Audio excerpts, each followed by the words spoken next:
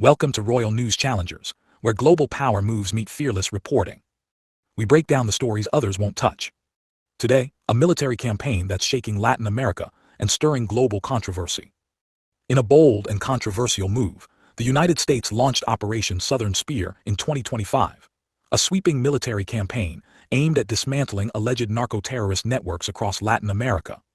Formally announced in November by Defense Secretary Pete Hegseth, the operation is spearheaded by President Donald Trump and coordinated by the newly rebranded Department of War, alongside U.S. Southern Command and Joint Task Force Southern Spear. The stated mission: to remove narco-terrorists from our hemisphere and to secure our homeland from the drugs that are killing our people.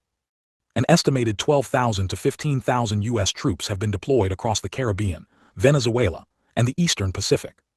Naval assets include the USS Gerald R. Ford aircraft carrier and multiple Arleigh Burke-class destroyers, backed by FA-18 Super Hornets from Carrier Air Wing 8.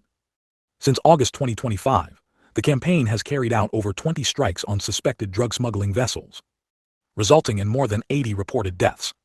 But these maritime interdictions have sparked sharp criticism.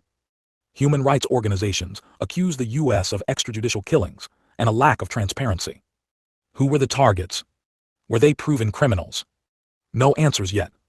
Strategically, some analysts see Operation Southern Spear as a maneuver to pressure Venezuela, labeled by the Trump administration as a narco-terrorist regime. The campaign has reignited fears of U.S. interventionism, with critics warning of a return to gunboat diplomacy. While the administration frames the operation as a domestic security measure tied to the opioid crisis, international reactions remain mixed. Allies question its legality.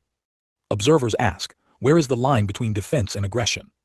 The operation began quietly in January 2025, escalated in August with confirmed airstrikes, and was formally unveiled in November after the 20th strike. But one thing remains clear: there is no defined timeline, no disclosed exit strategy, and the future of Operation Southern Spear and its global implications remains uncertain. If this story opened your eyes, hit like to amplify it. Subscribe to Royal News Challengers for more fearless coverage from around the world. And tap the bell icon so you never miss a moment that matters. This is Royal News Challengers, where news speaks louder than faces.